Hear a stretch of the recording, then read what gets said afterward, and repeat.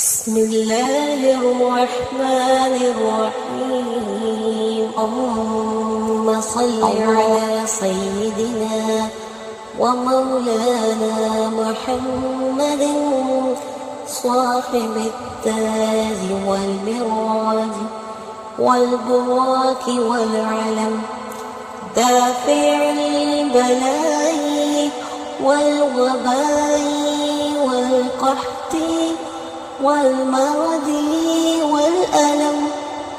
اسمه مكتوب مرفوع مشفوع منقوش في اللوح والقلم. سيد العرب والعجم، جسمه مقدس معتر مطهر منور في البيت والحرم. شمس الضحى بدر الدجى صدر العلا نور الحلا كحف الورى مصباح الظلم. جميل الشيم شفيع الأمم صاحب الجود والكرم.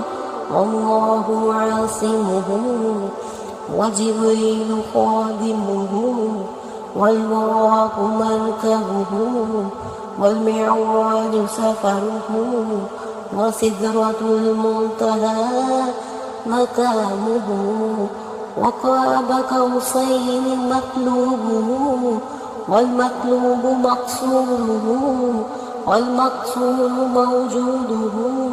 سيد المرسلين حاتم النبيين شفيع المذنبين أنيس الغريبين رحمة للعالمين راحة العاشقين مراد المشتاقين شمس العارفين سراج السالكين مصباح المقربين محب الفقراء والغرباء والمساكين. سيد الثقلين نبي الحرمين إمام قبلتين وسيلتنا في الدارين صاحب قاب قوسين محبوب رب المشرقين ورب المغربين جد الحسن